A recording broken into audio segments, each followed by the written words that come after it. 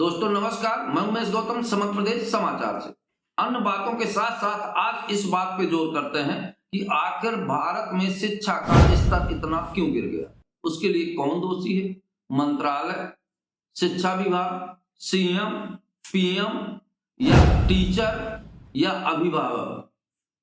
इन सब पे चर्चा करते हैं कि वास्तव में शिक्षा का स्तर गिरने का कारण क्या है। शिक्षा का स्तर इतना गिर गया है कि जितना गिरना नहीं चाहिए। अब मैं बता नहीं सकता कि कितना गिर गया है, क्योंकि ग्रामीण क्षेत्रों में जो शिक्षा का स्तर गिरा है तो वहां गरीब आम जनता की जो बात करती है सरकार, ये मिथ्या और थोथी नजर आती है। ऐसा लगता है कि केवल भाटे पे आटा लगाया जा रहा हो। ऐसा सरकार का मुखौटा लगता है कि झूठ बोलती है सरकार की शिक्षा पर हम ये काम कर रहे हैं। अगर बिल्डिंग बना देने से लोग शिक्षित हो जाते तो विद्यालय में बच्चों की नहीं, ईंटों और पत्थरों की जरूरत होती। सरकारें रोज नए नए योजनाओं के साथ विद्यालय और भवन बना रही, पर सरकार शिक्षा में सुधार के कोई कार्य नहीं कर रही। पर उसके साथ साथ बात करते हैं आज की वास्तव में शिक्षा में दोषी कौन है। मेरी नजर में सबसे पहला दोषी तो पहला गुरु अभिभावक है। उसके माँ और बाप बच्चे की शिक्षा में सबसे बड़े दोषी। अगर ये थोड़ी सी जागरूक हो जाए तो कोई भी बच्चा शिक्षा से दूर ना हो जाए। अब समझिए, कहानी ऐसी बनती है कि बच्चा स्कूल जाता है, स्कूल से लौट के जब बच्चा घर आता है तो 24 घंटे में कोई भी या अभिभावक अपने बच्चे के लिए 10 मिनट का समय नहीं देता। अगर वो आने वाले बच्चे से ये पूछे कि बेटा स्कूल में क्या पढ़ाया गया था और आज किस टीचर ने कैसा पढ़ाया, किस टीचर का कैसा स्वभाव है, तुम्हारे दोस्त कौन कौन है, तो निश्चित ही बच्चा स्कूल जाके मास्टर से पूछेगा और उसकी रफ कॉपी देखे अभिभावक, तो मास्टर को भी रहेगा कि इसका बाप देखता है तो मैं सही तरीके से पढ़ाऊं। और बच्चे से जब ये पूछा जाएगा कि तुम्हारे दोस्त कौन कौन है, ये पिताजी पूछेंगे तो वो दोस्तों की भी क्वालिटी का चयन करेगा। फिर उन दोस्तों के बारे में उसके घर के अभिभावक माता और पिता बताएंगे। तो प्रथम दोषी तो माता और पिता हैं, जो बच्चे की शिक्षा के साथ खिलवाड़ करते हैं।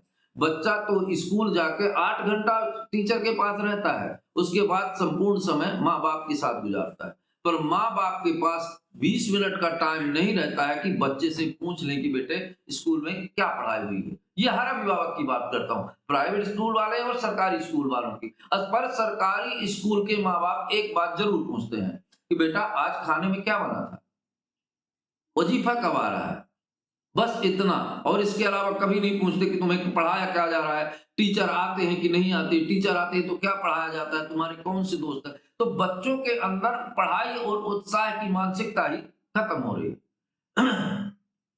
वहीं कुछ स्तर पे तो शासन की नीतियां भी दोषी हैं। जितने भी दुनिया के काम है सारे शिक्षकों से करवाए जाते हैं। अगर शासन के पास शिक्षक और पटवारी ना होते तो बेकार का काम कौन करता।